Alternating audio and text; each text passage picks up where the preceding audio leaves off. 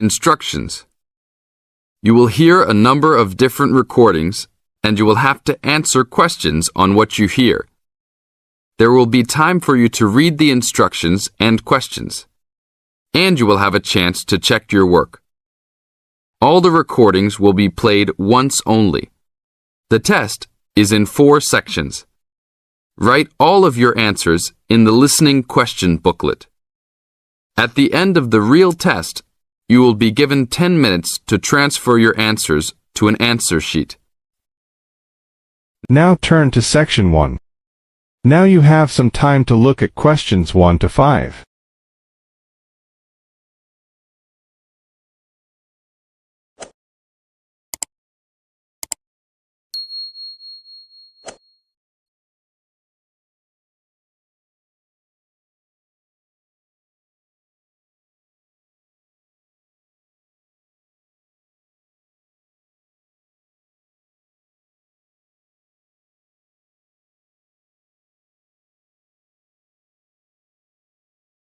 Now we shall begin.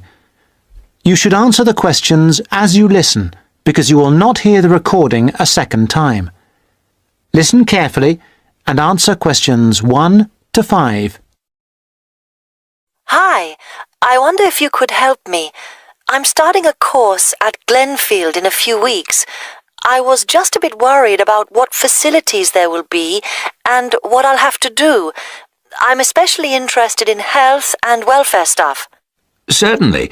We normally send out a copy of our leaflet, Staying Healthy at Glenfield. I'm not sure why you haven't had it.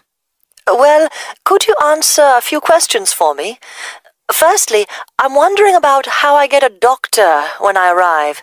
Well, you can register with the University Health Centre on North Campus. And do I have to pay for that? Not to register, but if you have to get medicines, there's a prescription charge of £6.50. Okay. Well, I'm not planning to get ill. That's only going to arise if I have any problems. So, should I just go along when I arrive? That's what we recommend for peace of mind, but it's not compulsory, and if you don't live inside the catchment area, you can't in fact register there. Where do you live? Well, at the moment I'm staying at the Backpackers Hostel in Hill Street, but I will be moving from there shortly, somewhere nearer. Well, there's a map at the centre which shows you the area that the university practice can accept people from. It's what we call the yellow zone. If you live outside that area, you have to find another medical centre to register with. It sounds like I'll only qualify after I move. I think you might be right. Then, in addition to the health centre, there's a free counselling service for all students situated on the North Campus. You don't have to register. They also have drop-in sessions. I say it's free, but that's only for up to 8 sessions. Beyond that, they normally refer people elsewhere. Sounds serious. Well, it's not just for big problems. People go there for advice on housing, workload, whatever, really. They can even arrange financial help. Is it confidential? Absolutely. Then again, a lot of students prefer to phone the Nightline service, which is run from an office on the central campus. They don't really encourage people to drop in. I see. So it's basically a free phone line. The number, if you want to make a note, is 0900 762 5913. I'll say it again. 0900 762 5913. Fine. Well, I hope I won't need any of these. What I will want is access to some gym facilities. Right. Well, you'll find those on the South Campus in the Sports Centre. It's great, but it's not free. You have to present your student card and pay a fee of £22 to get a pass. But that will last you for the whole year. Before you hear the rest of the conversation, you have some time to look at questions 6 to 10.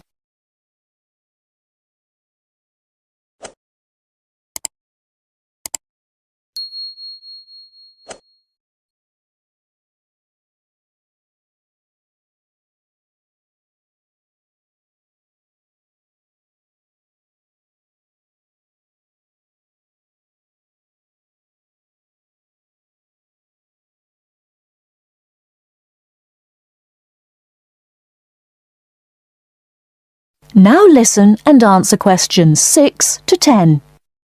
Is this information on the website? I'm afraid not. I can send you some leaflets or even resend the whole information pack if you give me your details. Could you send the whole information pack, please? Yes, that's fine. I'll have to take down some details. Could you tell me your full name? Sonia Orr. S-O-N-Y... No, I'll spell it. S-O-N-I-A. Then Orr is O-R-R. Orr. Okay. And you said you were on Hills Road? Yes, but don't send it there as I'm about to move. I'll give you my new address, which is 22 Winter Gardens. That's Glenfield. And the postcode?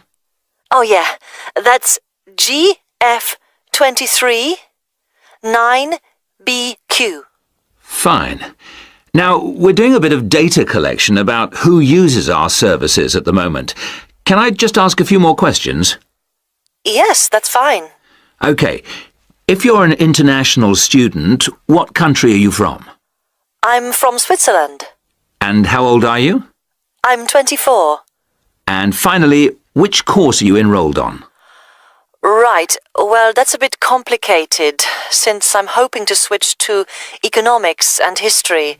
But at the moment... I'm down to do economics and sociology. It's a joint degree. Okay, I'll put that. Great. Well, I'll pop the information pack in the post, and you should get it soon. That is the end of part 1. You now have half a minute to check your answers.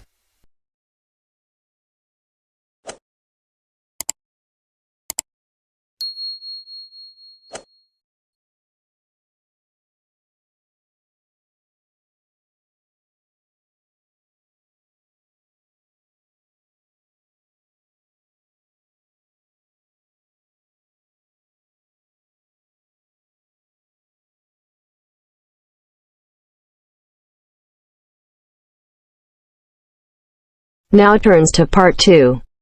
Part 2. You will hear a trainer giving a talk to people who want to learn outdoor survival skills. First, you have some time to look at questions 11 to 16.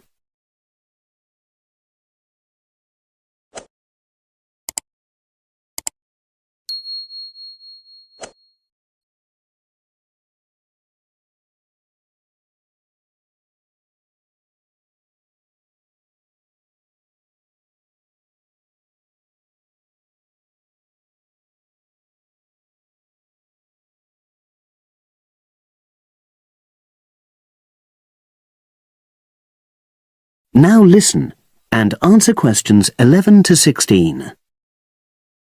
Good morning, everyone, and welcome to our outdoor survival program. As you know, this week you'll be learning some of the basic information and skills you need to look after yourself independently in the outdoors. These first 2 days will be based here in the classroom, and then we'll be taking a camping trip to put into practice some of the things you've learned. I'm going to start off with the topic of food. And to start with, I'll describe just 2 methods which we'll be putting into practice at our camp, and which make use of natural resources: the steam pit and the bamboo pot. I've got 2 posters here to make things clearer, and I'll start with the steam pit here. To make this, you'll need some dry sticks, some grass, some loose earth, and some stones. And for this week only, some matches. The first thing you do is to dig a shallow pit in the place you've chosen to do your cooking. Let's say about 25 centimeters deep and 30 centimeters wide. Your sticks have to be a bit wider than the pit because you have to put a line of them along the top from one end of the pit to the other. Before setting light to these, you take some large stones and arrange them on top. Then you start the fire and wait till the wooden platform burns through and the stones fall into the pit. At this point, brush away any pieces of hot ash from the stones. You can use a handful of grass and then take another stick and push it down into the center of the pit, between the stones. After that, you cover the whole pit with a thick layer of grass. And then you can put your food on it, wrapped in more pieces of grass, like parcels. Finally, cover the whole thing with earth. You have to pat it firmly to seal the pit. Then all you have to do is take the stick out and pour a bit of water into the opening that it leaves. It should take about 4 hours for your food to cook, as it cooks slowly in the steam that's created inside the pit. Now you have some time to look at questions 17 to 20.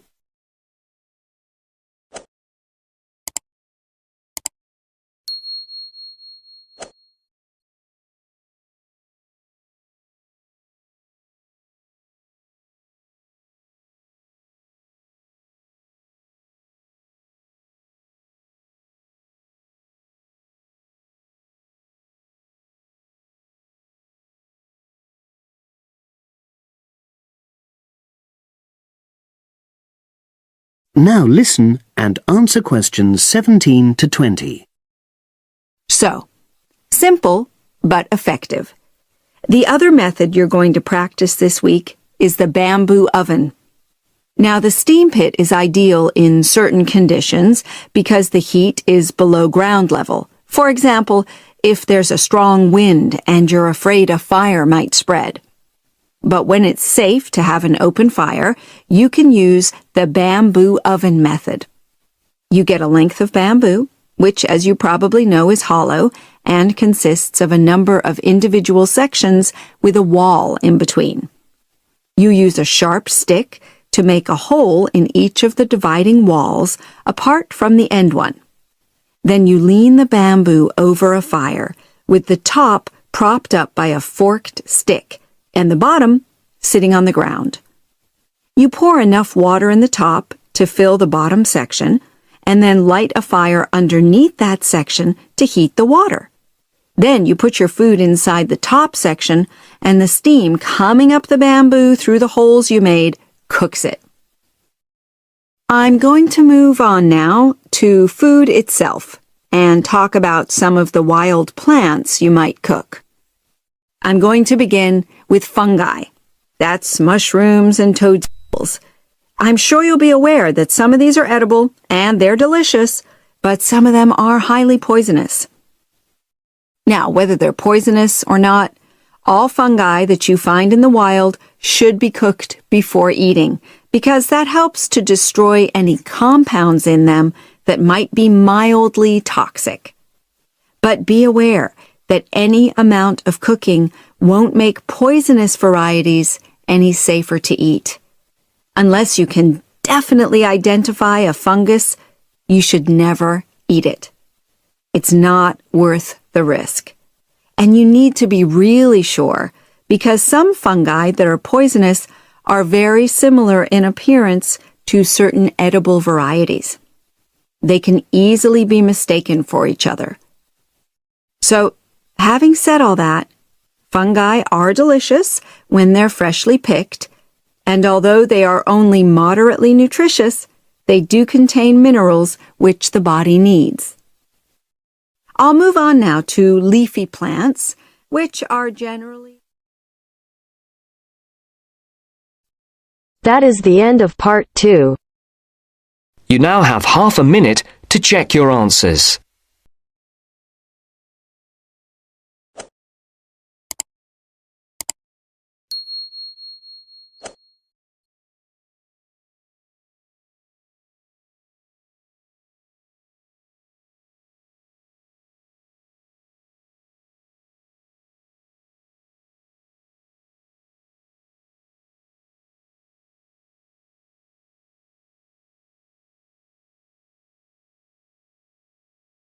Now turns to part 3. Part 3. You will hear a conversation between a potential student at Clevedon College and a representative in the Information Centre.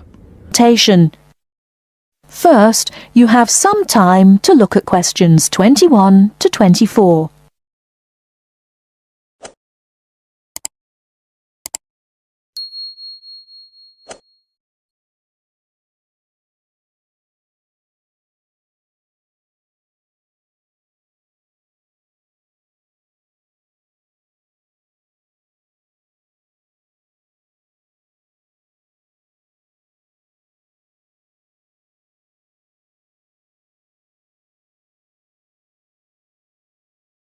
Now, listen carefully and answer questions 21 to 24.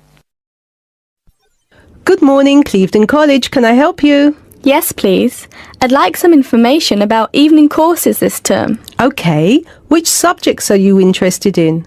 2 subjects, actually. Languages and computer skills. Okay. What languages are you interested in? Actually, I'm not sure. I have to fulfill a language requirement for school, but I haven't really decided what language to study. How many language courses do you run each week? We have 2 every night, from Monday to Friday. I'm sorry, but would you mind going through the schedule for me? Which language on which days? Not at all. Monday to Wednesday are modern European languages, French, Spanish, German, Dutch and Polish. Thursday night we offer ancient languages, Latin and ancient Greek.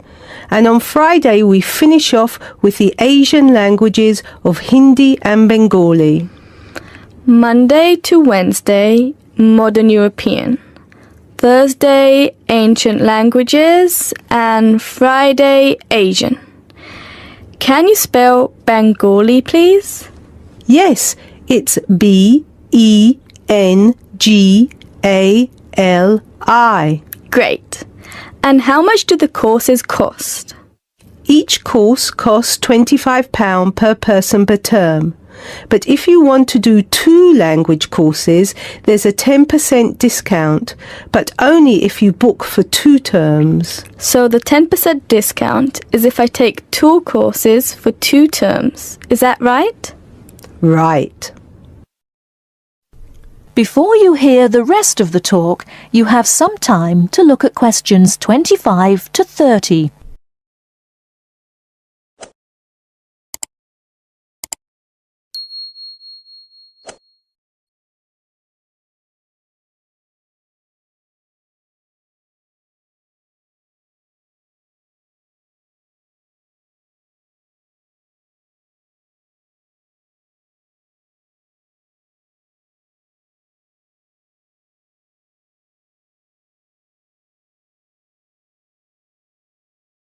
Now listen and answer questions 25 to 30. Would it be possible for me to book my classes right now? No, sorry, the computer's down. What I suggest you do is call extension 9694. Oh, no, sorry, 6994 after 6 p.m. and ask for Mrs. Johnson. I'm sorry, I didn't get that. Did you say 6994 after 6 p.m? Yes, 6994. Please ask for Mrs. Johnson. Thanks. Okay. Can we now look at the computer skill courses? Yes, of course. Computer classes always start in the first week of the month, and the way it works is we offer 1 computer class for the entire month. So you might spend 1 month on databases, another month on Excel, and so on. Classes meet once a week on Tuesday afternoons. The next class starts February 1st. Okay, so for the upcoming month, February? February is going to be databases. There are 24 places still free on that course, and it costs £40 per person. February, databases, 24 openings, £40. Okay. Excel starts in March, and that's nearly full, Only 4 slots left. It's £45. Okay, Excel. March. Only 4 slots left. Got it. April is Outlook. That is never as popular since it costs so much more, but you get a free CD. It is £60 for the month, and there are 19 places left. Okay, April. Outlook. £60. Is that it? No. On the 3rd of June, we start a Word course. We have 16 vacancies for that at the moment. It's also expensive at £55. 3rd of June. Word. 16 vacancies. £55. Now, do I call the same number to book a place in one of these classes? No, you have to call Mary Jones, I think. Yes, Mary Jones. Extension 9623. Sorry, could you repeat that number? Yes, extension 9623.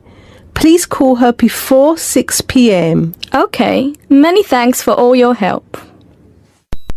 That is the end of part 3. You now have half a minute to check your answers.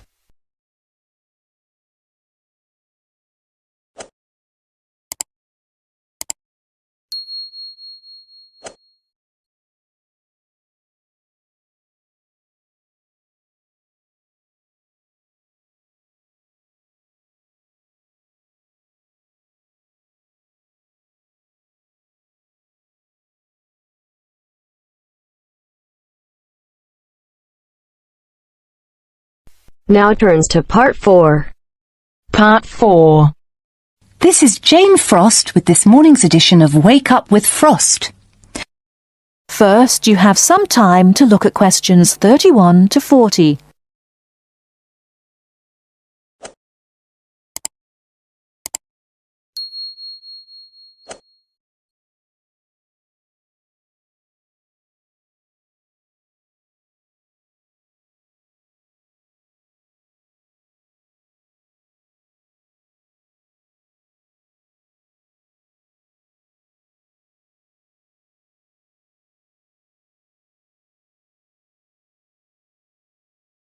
Now, listen carefully and answer questions 31 to 40.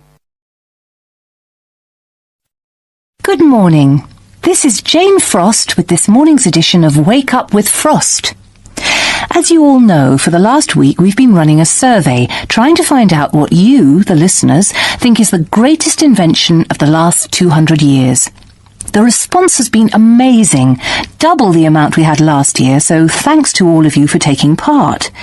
We've had about 2,000 responses online and about the same on our phone lines. The lines are now closed, and this morning I can announce what the results were. So, here it is.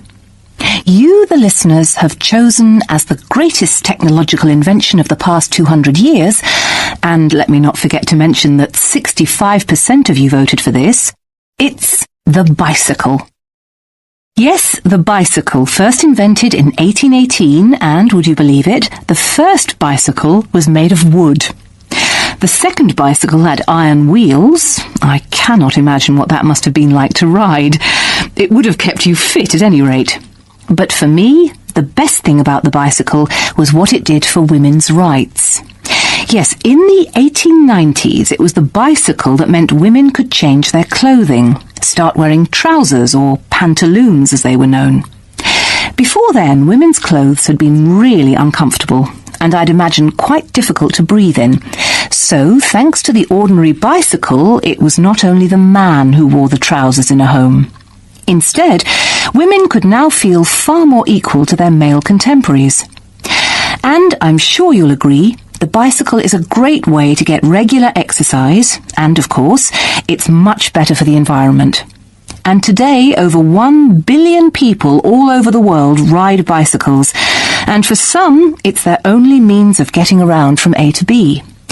So, to all you bicycle riders out there, keep up the good work.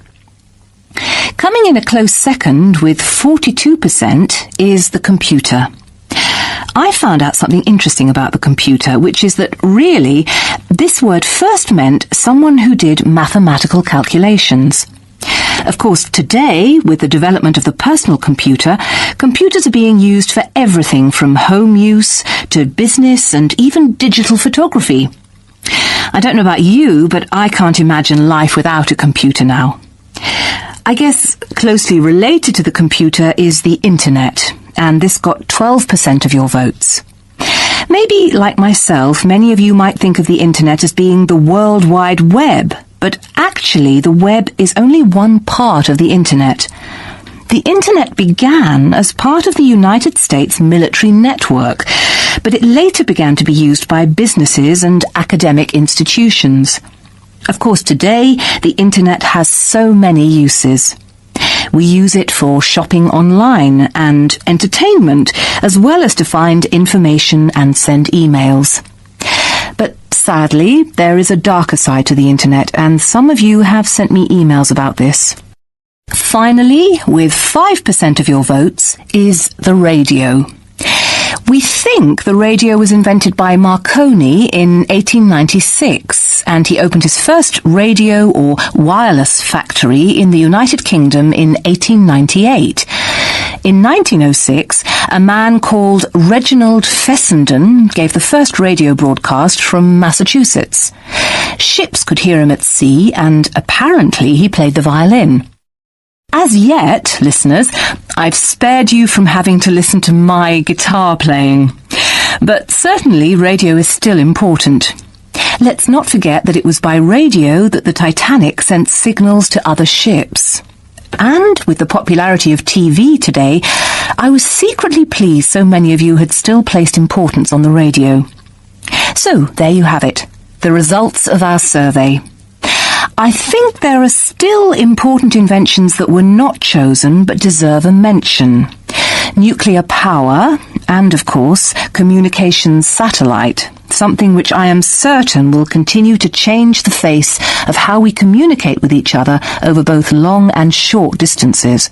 In fact, for me, the mobile phone is one of the greatest inventions of the last 200 years, if I think back to my first phone and then I look at what is happening now. Children born today will probably be more likely to have their first experience of the internet on a mobile phone screen rather than a computer monitor. Some of the new mobiles that are now being sold make it just as easy and as quick to find information on the web as on a computer. And let's not forget that mobiles now have digital cameras, word processing facilities, so you can type all your documents, and even personal organisers.